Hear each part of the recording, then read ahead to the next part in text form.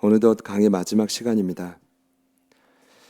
성경에 기록된 느헤미야의 마지막 고백은 무엇이었을까요? 오늘 31절을 보니까요, 이렇게 마지막 고백을 합니다. 내 하나님이여 나를 기억하사 복을 주옵소서. 제가 마지막 13장을 보니까 마지막까지 그는 고생을 합니다. 민족을 위해, 가족을 위해 이스라엘의 개혁에 집중하기 시작합니다. 그가 잠시 페르시아에 갔잖아요. 다시 돌아오는 시간까지 3년이 흘렀는데 그때 소중한 동역자였던 학사 에스라도 죽었죠. 근데 그때부터 여러분, 잠시 자리를 비운 시간, 이스라엘은 놀랍게도 급속도로 신앙이 곤두박질 치기 시작합니다. 그때 느헤미야가 어떻게 반응했죠? 감사하게도 다시 목숨을 걸고, 정말 피하고 싶었을 겁니다. 그도 좀 쉬고 싶었겠지만 다시 목숨을 걸고 수천 킬로미터를 걸어서 날아와서 예루살렘으로 돌아오기 시작합니다. 그리고 자신뿐 아니라 민족을 변화시키는 일에 마지막 혼신을 다해 집중하기 시작합니다. 이미 지난주부터 13장 이야기를 나누었습니다. 어떤 일의 개혁을 일으켰냐 하면, 여러분 꼭 기억하시면 좋겠습니다. 가장 먼저 개혁한 일은 성전을 정화하는 일이었습니다. 예루살렘 성전 안에 그 악독한 주적이었던 도비아를 위한 VIP 룸이 있었다라고 소개했죠.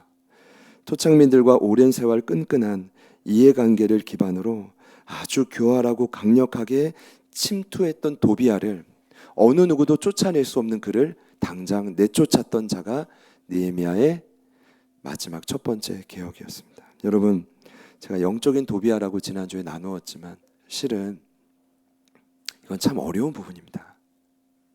어느 누구도 쉽게 제거할 수 없는, 그러니까 하나님의 영인 성령도 여러분을 터치할 수 없는 가장 예민한, 아주 골마 있는 견고한 진이 있단 말이죠. 그것이 뭡니까? 누구에게나 있는 영적인 아킬레스건. 그 영적인 도비아를 제거했던 일이 첫 번째 개혁이었습니다. 그 다음에 했던 일이 무엇이었죠? 11조 제도의 재확립이었습니다. 이스라엘 백성들에게 있었던 두 번째 일은 11조를 모아놓는 성전 곳간이 텅텅 비기 시작했다는 겁니다. 지도자가 사라졌을 때. 이때 실망한 레위인들은 그래도 자리를 지켜야 됐겠지만 부르심의 자리를 떠나서 농사지러 가죠. 제가 나누었죠. 그 틈을 도비아가 막강한 자금력으로 침투해 들어왔던 것입니다. 여러분, 얼마 전에 견고한 언약을 세우면서 도장까지 찍고 지키지 않으면 제가 저주받겠습니다, 그렇게 결단했지만 다시 눈앞에 작은 이익 때문에 하나님이 물질 뒷변으로 물러난 이 사건이었습니다. 피치 못할 사정이 있었겠지만 어쨌든 이 두 가지가 그의 마지막 개혁의 순서였습니다. 그리고 오늘은 이어진 개혁인데, 저는 이렇게 설명드리고 싶어요. 오늘 개혁을 지난 두 가지의 개혁과 이어서 보고 싶지 않고, 오늘은 한편으로 느헤미야의 마지막에 기록된 그의 사명, 그가 했던 역사, 그의 마지막 몸부림, 그렇게 보시면 좋겠습니다. 그럼 제가 내린 결론은 그렇습니다. 눈에 보이는 성벽은 여러분이 아시는 것처럼 52일 만에 어찌 보면 힘들고 고생스럽고 수많은 방해가 있었지만 뚝딱 지어졌습니다. 저희들도 예배초소 확장이요, 여러분 지어질 거라고 저는 믿습니다. 누군가에 의해 하나님은 반드시 사람을 통해 그 일을 이루실 줄 믿습니다. 중요한 건 정말 힘든 일은 뭡니까? 느헤미야도 보니까 총 13장 중에 6장 15절까지 성벽 재건 끝인데 그 이후에도 지속됐던 이야기가 보니까 눈에 보이는 성전이 아니라 눈에 보이지 않는 성전, 여러분의 삶에 있는 무너진 삶의 성벽, 영적인 성벽, 그걸 재건하는 일은 정말 쉽지 않다는 것입니다. 그래서 오늘 실은 느헤미야의 마지막 이야기가, 마지막 고백이 바로 그 이야기입니다. 저는요, 실은 느헤미야 선생님을 이렇게 보내드리고 싶진 않습니다. 저 개인적으로는 나중에 제가 천국의 선물을 가지고 갈 수 있다면, 하나님이 제게 주신 자그마한 뭔가 면류관이 있다면 이분께 꼭 나누어 드리고 싶습니다. 손을 꼭 잡고 저희가 2024년도에 제자들 교회를 섬길 때 느헤미야 선생님의 말씀을 통해 참 많은 위로를 받았습니다. 전 꼭 인사를 드리고 싶습니다. 여러분, 오늘이 느헤미야 강의 마지막 이야기이긴 하지만 여러분, 이 마지막 고백이 꼭 여러분의 삶의 기준이 되어서 여전히 무너져 있는 삶의 성벽이 반드시 세워지기를 기도하겠습니다. 그런 마음으로 제가 나눌게요.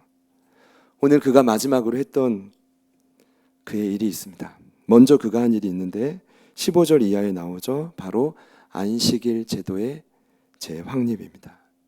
돌아왔는데 안식일이 됐는데 사람들이 술투를 밟고 술을 팔려고 곡식단을 나귀에 실어서 운반하기 시작합니다. 여러 짐들이 예루살렘에 실어와서 음식과 각양 물건들이 10개의 성문을 통과하고 있단 말이에요. 그런데 예루살렘에 돌아온 느헤미야가 백성들이 안식일에 이렇게 아무렇지 않게 상거래 행위하는 것을 목격하고, 그리고 이 분위기가 사회 전반에 퍼져 있는 것을, 만연해 있는 것을 목격하고 그는 분노하기 시작합니다. 여러분, 안식일은 어떤 날입니까? 누가 여러분에게 묻는다면 뭐라고 대답하시겠어요? 안식일은 이런 날입니다. 하나님의 백성들이 하나님을 만나고 과거 위기에서 건진받은 사건들에 감사하는 날, 그 은혜를 기념하는 날. 그러니까 오늘만큼은 모든 것을 조금 잠시 멈추고 이 시간만큼은 그 은혜에 집중하는 날입니다. 제가 지난 금요일에 느헤미야 8장 이하를 말씀을 나누면서 그들이 나름 안식일을 지켰죠. 나팔절 그리고 초막절, 절기를 지키는 느헤미야, 에스더, 이스라엘 백성들의 이야기가 나오는데, 그때 보니까 여호와의 성일, 그 안식일이 어떤 날인지 잘 설명하고 있습니다. 8장 10절 이하인데요, 이렇게 기록되어 있습니다. 이날은 우리 주의 성일이니 근심하지 말라. 바로 앞절 9절에는 이렇게 말합니다. 여호와의 성일이니 슬퍼하지 말고 울지 말라. 대신 여호와로 인하여 기뻐하는 것이 너희의 힘이니라. 절 따라해 보시죠. 여호와로 인하여 기뻐하는 것이 너희의 힘이니라. 제가 지난 금요일에 어떻게 설명드렸죠? 안식일은, 여호와의 성일은 이런 날입니다. 그 날까지는 여러분이 인생의 고된 슬픔과 눈물과 근심으로 눌려 있을 수 있지만, 그날만큼은 그날의 주인이신 유일한 피난처와 요새이신 여호와 하나님을 통해 그 모든 근심과 슬픔과 아픔이 기쁨으로 변화되는 날이 안식일입니다. 여러분, 정확히 이해되시나요? 그 전까지는 괜찮아요. 그러나 이날만큼은 하나님을 만남을 통해 변화되는 날이죠. 여러분, 그 안식일이 예수님 부활로 오늘날은 주의 날, 주일로 변화되었습니다. 그럼 이 날은 어떤 날입니까? 제가 최초의 주일, 부활하신 날 어떤 일이 일어났는지 잠시 설명드리겠습니다. 예수님이 부활하신 그날 가장 먼저 누구를 만나 주셨을까요? 신약성경 요한복음 20장 11절을 보면 가장 먼저 만난 인물은 무덤 밖에 서서 무덤 안을 지켜보면서 혹여나 이 시체가 어디 갔지? 눈물로 그 자리를 지키고 있던 전직 창녀였던 막달라 마리아였습니다. 몸을 파는 여인이었죠. 그 여인을 주님은 가장 먼저 만나 주셨습니다. 놀랍게도 예수님을 만날 때 그 여인 중심에 있던 절망은 소망으로 바뀌어졌습니다. 제가 다 설명드릴 수 없지만 1절에 요한복음 강의 때 분명히 말씀드렸습니다. 예수님이 내가 그니라 라고 하실 때 분명히 그 여인은 예수님을 마주보고 있었지만 성경에 이렇게 기록합니다. 그 여인이 예수님을 향해 돌이켰다. 그러면 몸을 돌이킨 게 아니라 무엇이 돌이킨 거죠? 절망스러웠던, 슬픔과 눈물로 가득 찼던 그녀의 마음이 기쁨과 소망으로 변화되는 것입니다. 여러분, 예수님 만나면 절망이 소망으로 바뀌어질 줄 믿습니다. 그 다음 주님이 만난 인물들이 누굽니까? 두려워서 문을 꽁꽁 닫고 숨어 있었던 10명의 제자들입니다. 거기엔 가룟 유다는 자살해서 없었고, 안타깝지만 도마도 그 자리에 없었어요. 근데 10명을 처음 만날 때 예수님이 닫힌 문을 뚫고 들어가셔서 가장 먼저 하셨던 말씀이 무엇이었을까요? 제가 1부 때도 말씀드렸지만, 제가 욕은 거의 하지 않지만 저는 신인 베드로를 만나면 저도 모르는 욕이 좀 나왔을 것 같아요. 네가 어떻게 나를 배신할 수 있냐고, 엎드려 뻗치라고. 제가 이 예화는 여기까지만 하겠습니다. 정말 화가 났을 것 같습니다. 내 인생에 3년의 모든 시간을 쏟아부었던 인생들인데 어떻게 그 중요한 순간 다 나를 부정하고 저주하고 배신할 수 있냐 겁니다. 근데 우리 주님은 그들을 만나자마자 뭐라고 하셨죠? 우리가 아는 것처럼 요한복음 20장 19절을 보니까 가장 먼저 한 말이 뭐냐 하면 너희에게 평강이 있을지어다. 그것도 무려 2차례. 그러니 부활의 주님을 만나고 제자들은 순식간에 어떻게 되느냐, 이게 참 순식간에 일어난 일이에요. 부활의 주님을 정말 만나면 두려움 대신 평안이 몰려오기 시작하는 거죠. 오늘 주일 아침에도 사랑하는 여러분에게 동일한 역사가 있기를 축복합니다. 영상으로 예배하든 피치 못할 사정으로 지금 예배하지 못하고 후에 예배하시는 모든 분들께도 전 이렇게 소망합니다. 유일한 구주 예수님을 만나십시오. 그렇다면 그 직전까지 있던 모든 슬픔은 기쁨으로 바뀔 것입니다. 구원자 하나님을 만나십시오. 그럼 직전까지 있던 모든 절망은 소망으로 바뀌어지는 것입니다. 여러분, 이것이 안식일의 본질입니다. 안식일의 본질은 무엇입니까? 꼭 기억해 주세요. 잠시 모든 일을 멈추고 하나님과 자신의 관계를 살핌으로 온전한 헌신, 영적인 회복을 다시 다짐하는 시간입니다. 결국 예배를 통해서 하나님과의 관계를 내 삶의 최우선순위로 다시 두는 결단입니다. 여러분, 결국 백성들이 장사했다는 것은 무슨 의미입니까? 이런 의미죠. 눈앞의 황금이 하나님의 자리를 빼앗았다는 것입니다. 눈앞의 작은 이익이, 그 물질이 실은 하나님보다 훨씬 더 커 보였다는 겁니다. 그냥이 아니라 훨씬 더 커 보였다는. 그러니까 느헤미야가 오늘 분노를 해도 성문에 사람들이 계속 몰려들어요. 느헤미야가 잠을 자면 몰래 잠을 자다가 침투해야지, 그래서 돈을 벌어야지 라는 사람이 끈질기게 나오잖아요. 느헤미야 경고하잖아요. 한 번만 더 걸리면 추방당한다. 왜 이렇게까지 했을까요? 느헤미야는 알아요. 이 일이 지금 반복되는, 되물려오는 민족의 범죄입니다. 그래서 오늘 그가 피 끓는 호소를 통해 17절 이하에 여러분 기억해 주십시오. 그가 마지막으로 호소하며 강조합니다. 어찌 과거를 통해 배우지 못하느냐? 왜 뻔히 아는 죄를 거듭하느냐? 여러분, 그들은 알아요. 뭘 압니까? 이미 반복하고 있는 죄입니다. 조상들이, 부모님들이 이미 그 죄 때문에 무너졌습니다. 그래서 포로 생활로 끌려갔습니다. 그래서 고진 고생을 하다가 이제야 돌아왔는데 왜 그 죄를 다시 반복적으로 당신들이 짓고 있느냐. 그러니까 피 끓는 마음으로, 그런 의미예요. 호소하며 강조합니다. 여러분, 제가요 정말 무섭더라고요. 그러니까 정말 무서운 건 뭐냐 하면, 실패보다 더 무서운 건 과거 실패에서 우리가 아무것도 배우지 못하는 것이죠. 사랑하는 여러분, 혹시나 과거에 실패했던 경험이 직간접적으로 있으십니까? 부디 그 실패에서 배우시기를 축복합니다. 반드시. 그가 마지막으로 목 놓아 외쳤던 개혁이 뭐래요? 안식일을, 주의 날을, 그 본질의 의미를, 내 인생에 어떤 어려움이 와도 타협하지 않겠다는 거예요. 할렐루야. 제가 너무 심각하게 말씀드립니까?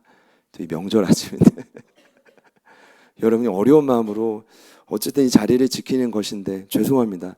이게 설교 있으니까 있는 그대로 말씀을 전할 수밖에 없는 제 자신을 이해해 주실 거라고 믿습니다. 두 분밖에 아멘하지 않아도 저는 상관없어요. 어차피 준비한 걸 해야 되니까. 마지막은 정말 더 답답한 건데, 이방인과의 통혼을 금지했던 것입니다. 여러분, 이 문제를 근절하는 게 왜 그토록 어려웠을까요? 도대체 이방인들에게 뭐 꿀이 발라져 있습니까? 유대인들에게는 뭐 신냄새만 났나요? 제가 이걸 보면서 이게 이렇게 어려운가? 실은 안식일도 이방인의 통혼 금지도 이미 3년 전에 목숨 걸고 서명하고 도장 찍고 저주받겠다고 그렇게 맹세한 일인데 이스라엘 사람들은 왜 그토록 이방 여인과 결혼하려고 했을까? 저는 이번에 이 질문을 심각하게 고민해 봤습니다. 그리고 남자의 입장에서, 평범한 세상 남자 입장에서 한번 고민해 보자. 그리고 일반적인 자료를 찾아보기 시작했는데, 자, 정리한 크게 2가지 이유를 찾았습니다. 첫 번째, 궁금하시죠 여러분? 당시 고대 기록을 보니까 이방의 여인들은 상당히 외모가 아름다웠다고 합니다. 여러분 외모를 중시하지 않으시죠, 여러분? 보이지 않는 하나님보다 당장 눈에 보이는 그들의 미모에 강력하게 도취되고 끌려갈 정도였다고 합니다. 그 정도로 죄송합니다만 유대인들의 여인들의 미모보다 이방인들의 여인이 탁월했다고 합니다. 저는 이걸 보면서 이런 생각이 했습니다. 제가 그 당시에 살아있었다면 나는 이방인의 외모였을까? 아니면 유대인의 외모였을까? 보통 많은 분들이 이야기를 할 때 외모를 중시하지 않는다라고 하지만 이런 다툼을 본 적이 있습니다. 이 배우가 최고다. 이 배우가 최고다. 아니면 이 아이돌이 최고다. 이 아이돌이 최고다. 그것 때문에 멱살 잡겠더라고요, 제가. 이건 뭡니까? 그만큼 나만의 미모의 기준이 다 각자 있다라는 거죠. 여러분은 어떻게 생각하십니까? 그 정도로 미모가 뛰어났다면 여러분은 어떠한 유혹에도 받지 않으시겠습니까? 다른 한 가지는 이방인들은 이미 그 땅에 오래 정착하고 있었기 때문에 생활 기반이 든든했다는 것입니다. 그래서 유다 남성들이 이방 여인들과 결혼을 하면 어떤 이득이 있느냐? 그 남성들은 상당한 정치적, 경제적 이득을 취할 수 있었다라는 것입니다.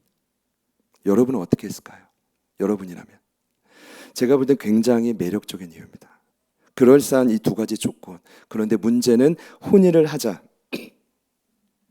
오늘 솔로몬의 예를 들었죠. 하나님의 사랑을 이처럼 입은 왕이 없었지만 그 역시도 이방 여인의 미모에 도취돼서 뭘 했습니까? 우상을 섬기고 그의 자손들은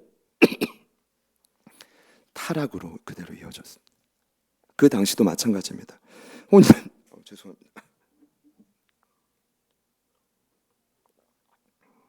혼인한 그들은 여인들이 섬기는 우상에 그대로 오염되고 그 자녀들은 그 타락을 그대로 이어받기 시작합니다. 오죽했으면 24절 말씀을 보시면 얼마나 그 오염이 만연했으면 느헤미야가 충격을 받았는데 당시 그 자녀들을 면밀히 살펴보니까 이방 언어인 아스돗 방언은 절반쯤 했지만 히브리어는 전혀 하지 못했다. 여러분 언어는 그 민족이 어립니다. 근데 완전히 유다 언어는 끊어지고 여러 잡다한 이방 언어들이 그들이 익숙해지기 시작했다는 겁니다. 느헤미야는 강력한 충격을 받습니다. 여러분 저는 한 번 더 부탁드릴게요. 오늘날도 혹여나 여러분 신앙을 떠나 결혼하려고 하는 믿음의 자녀들이 있다면 어떤 일이 있어도 믿음의 배우자가 아닌 경우에는 말려주시기를 축복합니다. 근데 이미 만났다면 그건 못 말리죠. 기도해 주시기를 축복합니다. 왜냐하면 그렇게 만났던 결혼 생활이 얼마나 극심한 고통 가운데 아픔을 겪는지 모릅니다. 결국 여러분 제가 이 두 가지 사건을 보니까 이 마지막 두 가지 일을 보니까 결국요 만몬이에요. 세상의 주인 노릇하는 물질. 안타깝지만 위대한 성벽 재건 오늘 13장의 결론임에도 불구하고 학사 에스라 느헤미야 수많은 레위인들 엘리야십 그의 노력과 기가 막힌 부흥에도 불구하고 그 민족으로부터 근절되지 않았던 죄의 통로가 무엇이었냐면 만몬이었다는 것입니다. 물질. 그 마지막 정점이 뭘까요? 오늘 28절에 등장한 대제사장 엘리야십. 그는 누굽니까? 하나님의 마지막 자존심 아닙니까? 그 당시로 보면 대표 목회자, 영적인 지도자. 근데 충격적이게도 그의 손자가 산발랏의 자손과 결혼을 해요. 산발랏이 누굽니까?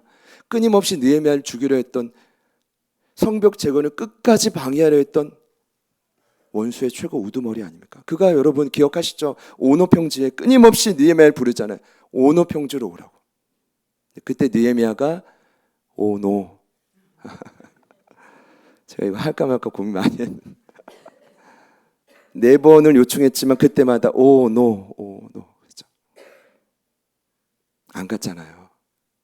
그 다음은 무기를 가지고 어떻게든 느헤미야를 죽이려고 했던 그 인물과 자신의 손자가 결혼을 시켰다는 겁니다. 왜 시켰을까요? 이유는 하나입니다, 여러분. 막간 부귀와 기득권이.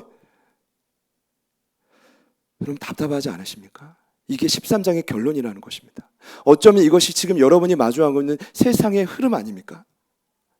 뻥뻥 교회들이 무너져가고 때로는 쓰러져가고 대제사장 엘리야십과 같은 일들이 우리에겐 일어나지 말란 법이 어디 있겠습니까? 무섭지 않습니까? 근데 오늘 느헤미야가 등장하자마자 지체 없이 이번엔 산발랏이 아니라 엘리야십을 추방시킵니다. 더 이상 기회를 줄 수가 없습니다.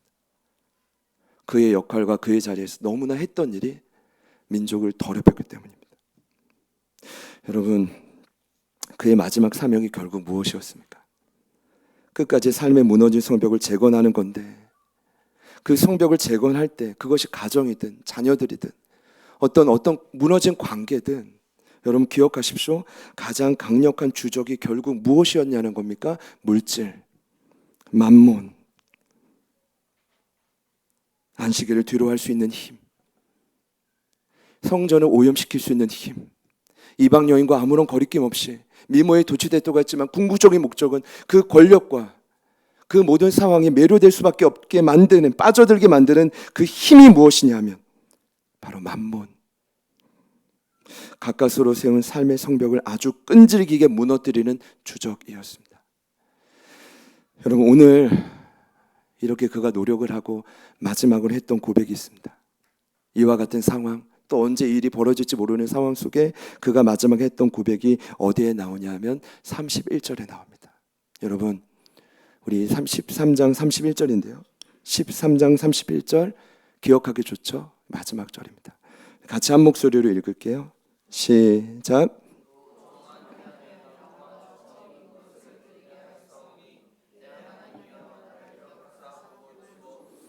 아멘.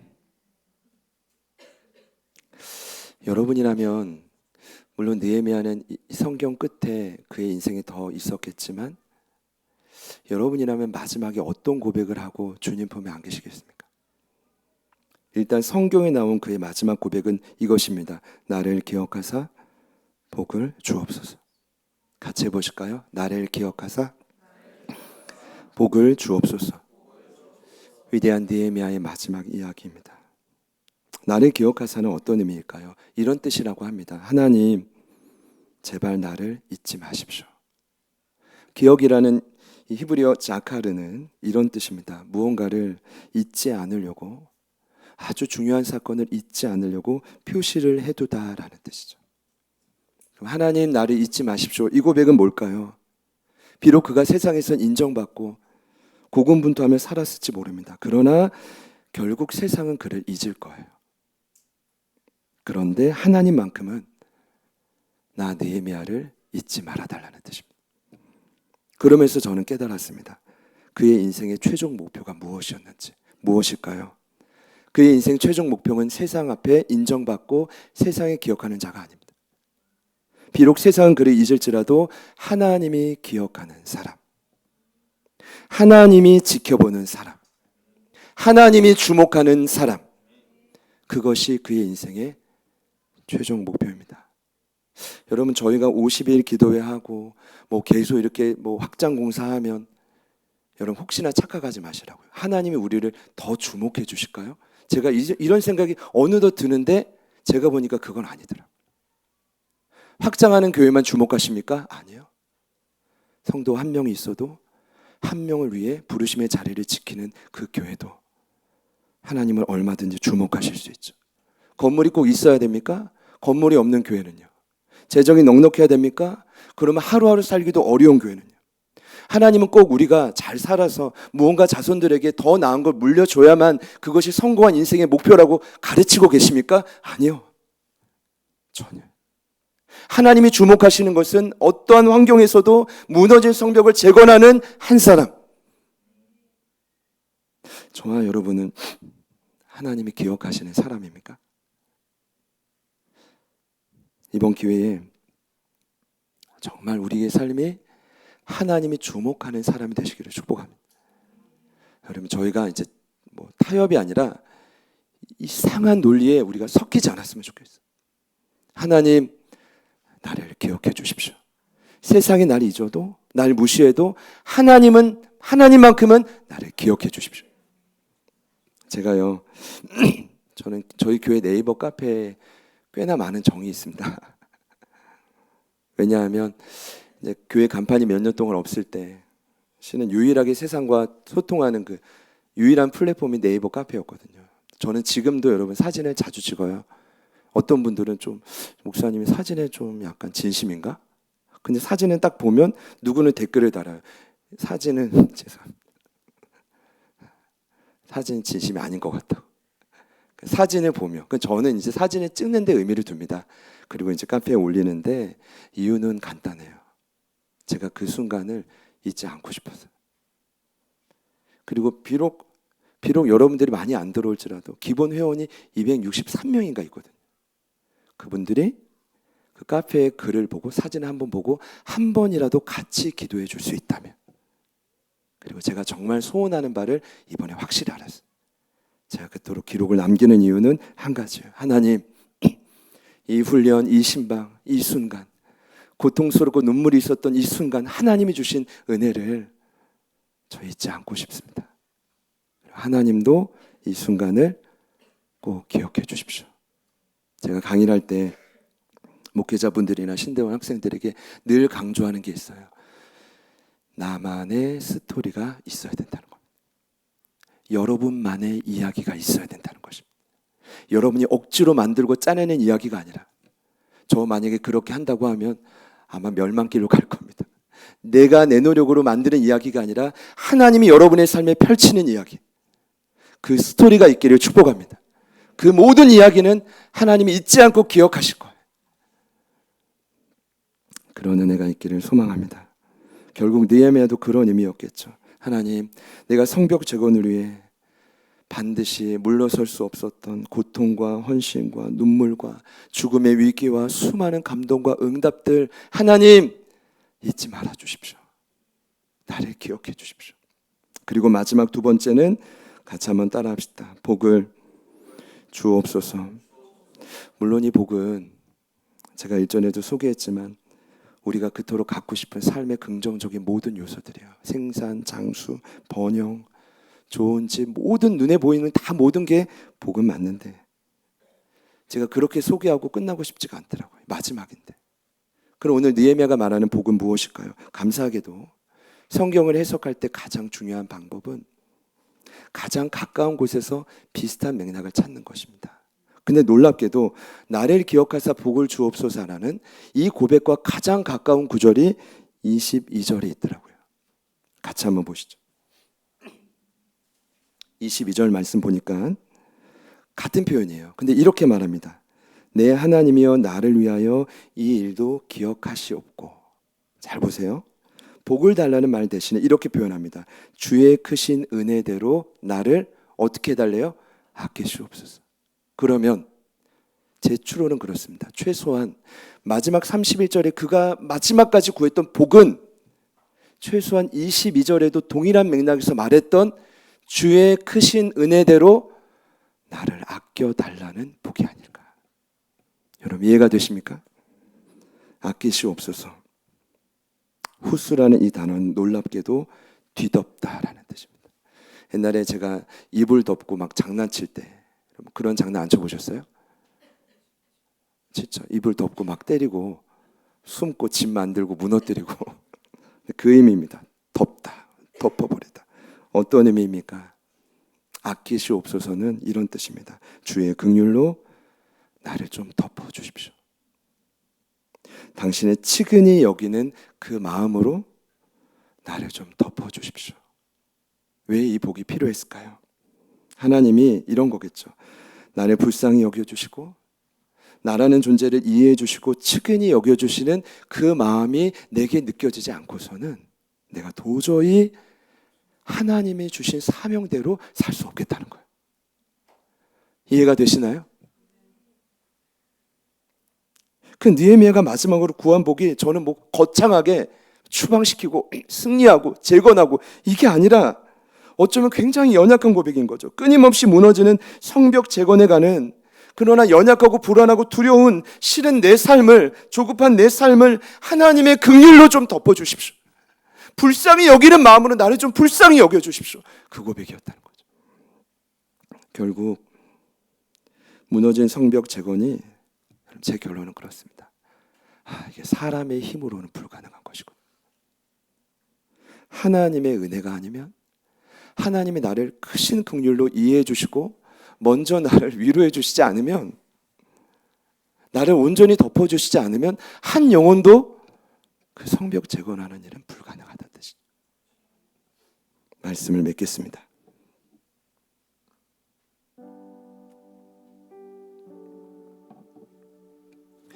여러분, 이렇게 오늘 명절 아침이니까 멋지고 단정한 모습으로 주님 전에 나오신 거 감사합니다.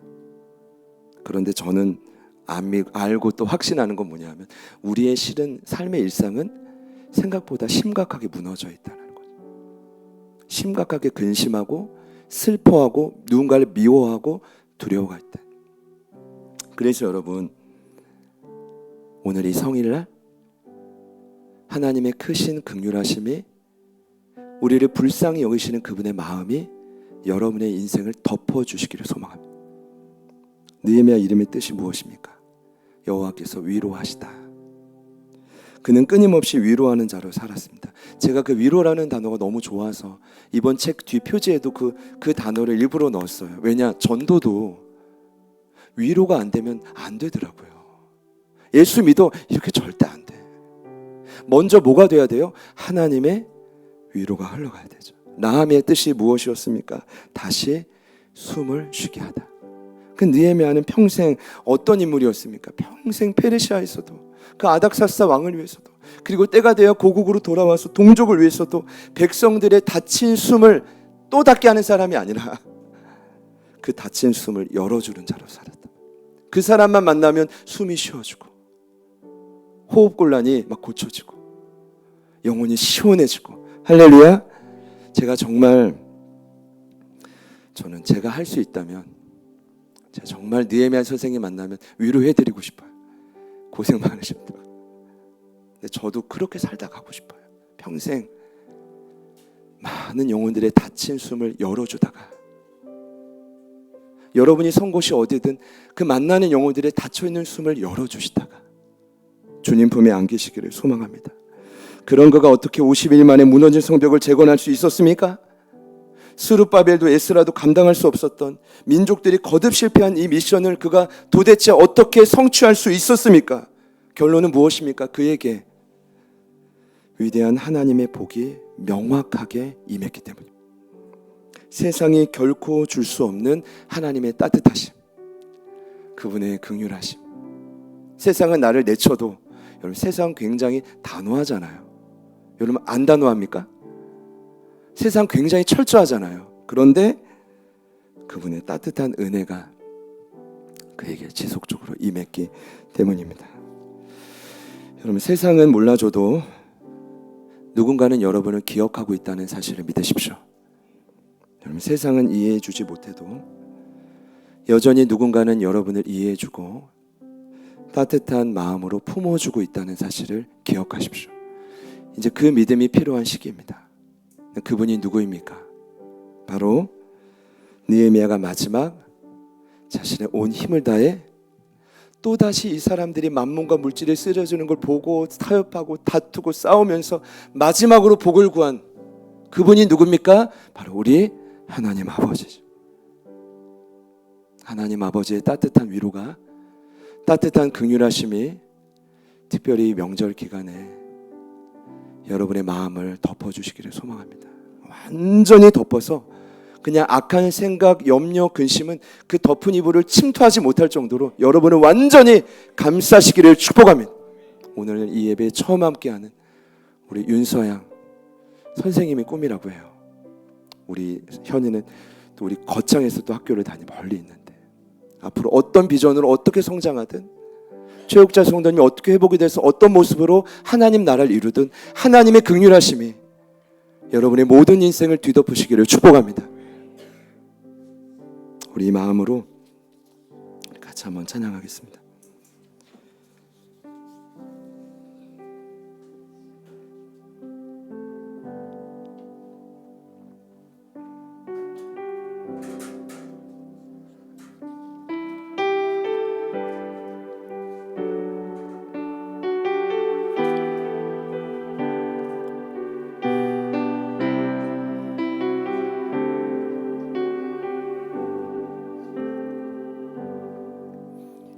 주 나의 모습 보네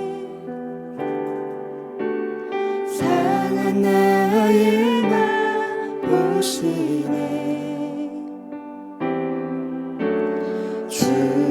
나의 눈물 안에 홀로 울건만 아시네. 주 사랑 내게 있네. 주 사랑 내게 있네. 그 사랑이 날 채우네. 주 은혜 내게 있네. 그 은혜로 날 세우네. 세상 소망 다 사라져가도 주의 사랑은 끝이 없으니 사랑하는 이 모든 순간이 주 은혜임을 나는 세상 소망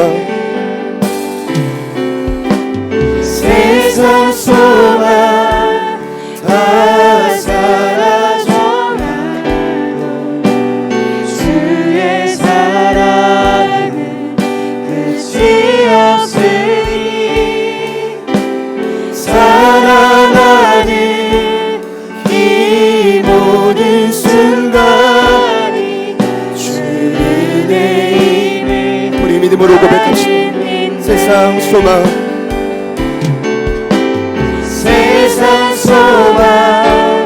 다 사라져가도 주의 사랑은 끝이 없으니 사랑하는 이 모든 순간이 주 은혜이네. 한 번 더 우리 믿음으로 고백합시다. 세상 소망 다 사라져가도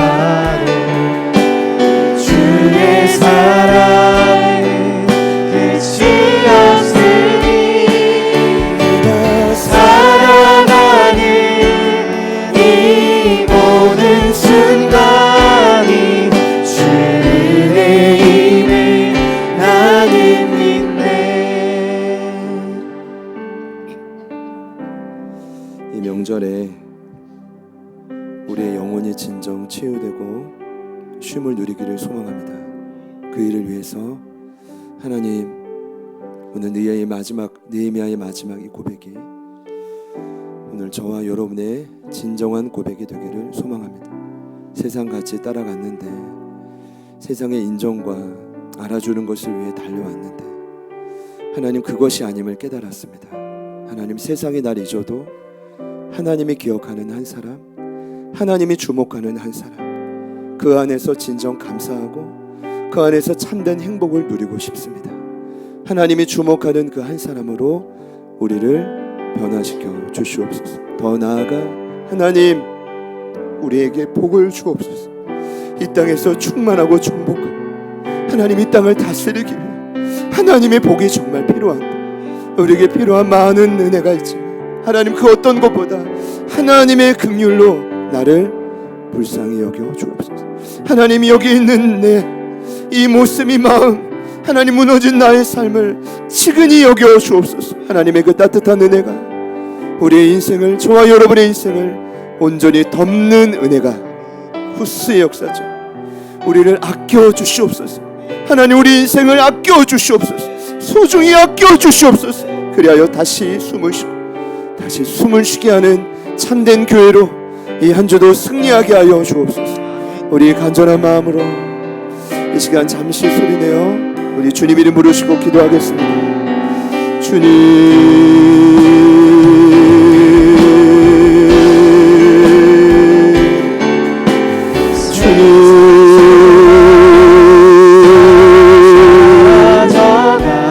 주님,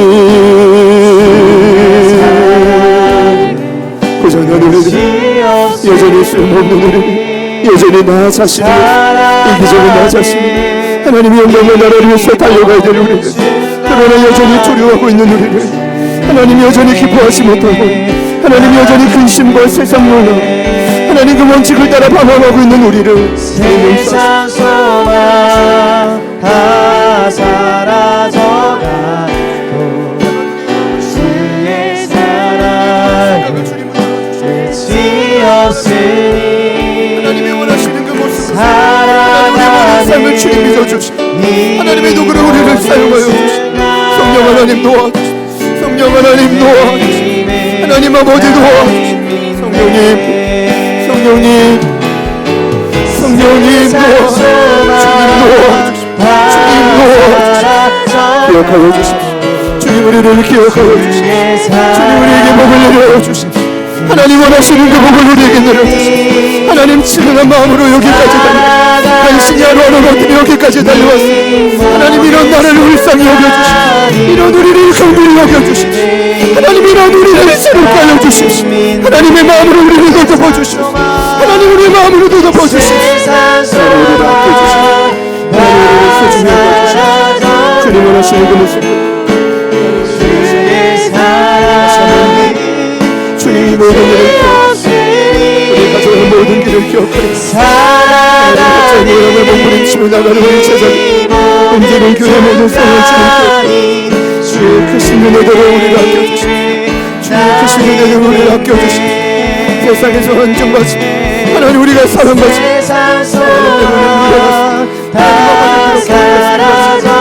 하나님의 도구가 되어 우리가 쓰임받기로 하나님 우리가 아낌받기로 원합니다. 소중히 용임받기를 원합니다. 하나님의 도구로 쓰임받기를 원하오니 성령 하나님 성령 하나님 도와주시고 아버지 하나님 아버지 하나님 아버지 하나님 성령님 세상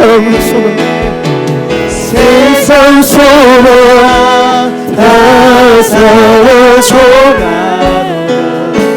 주의 사랑이 끝이 없으니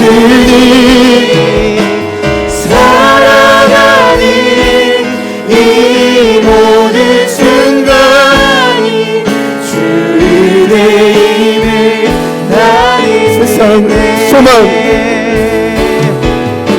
세상 소망 다 사라져가도 주의 사랑 끝이 없으니 살아가는 이 모든 순간이 주의 힘을 나를 믿네. 네, 하나님이여 나를 위하여 이 일도 기억하시옵고 주의 크신 은혜대로 나를 아끼시옵소서. 이제까지 보잘것없지만 주님을 위해 헌신했던 많은 이들이 있습니다. 부족한 종도 이곳에 함께한 소중한 우리 제자들 교회 교우들도 작은 일일지라도 하나님 잊지 마시고 기억하여 주시옵소서. 그리고 주의 크신 은혜로 우리를 다시 한번 이해해 주시고 불쌍히 여겨주시고 하나님의 긍휼로 우리를 뒤덮어 주옵소서. 하나님이 우리를 아껴주시지 않으면 누가 우리를 소중히 여기겠습니까? 어느 곳에서도 경험할 수 없는 하나님의 그 깊은 사랑과 위로가 이 명절 기간 우리 흩어져 있는 많은 가족들 또 예배하는 우리 많은 가족들 주님 찾아와 주셔서 닫힌 숨을 다시 열어 주옵소서. 하나님 그 상태로 많은 이들을 만날 때 그 영혼들의 아픔 또한 열어 주옵소서. 하나님 느헤미야가 평생을 주의 나라 위에 쓰임받았던 것처럼 그리고 주님 품에 이제 육체의 장막이 다 소진하여 안긴 것처럼 우리도 그렇게 주님께 나아가기를 소망하오니 성령 하나님 기억하여 주옵소서. 제자들 교회 모든 걸음을 기억하시고 하나님 우리에게 필요한 복을 더하여 주시옵소서. 각 가정마다 필요한 은혜를 더하여 주시옵소서. 하나님 숨을 쉬게 하여 주시고 하나님의 도우심을 힘입어 다시 한번 살기를 경험하게 하여 주옵소서. 매일 벼랑 끝 같은 인생이지만 하나님의 도우심으로 이 한 주도 사명자로 우뚝 서는 우리 모두가 되게 하여 주옵소서. 이제는 우리 구주 예수 그리스도의 은혜와 하나님 아버지의 변함없는 신실하신 사랑하심과 성령님의 내주 충만 교통 위로하심의 역사가 세상이 아닌 하나님께 기억받은 바 되며 날마다 주님의 아끼심을 경험하겠습니다. 그리고 믿고 나아가겠습니다. 고백하는 2부 예배에 참여한 모든 예배자들 머리 위에 지금부터 영원토록 함께 하시기를 간절히 축원하옵나이다.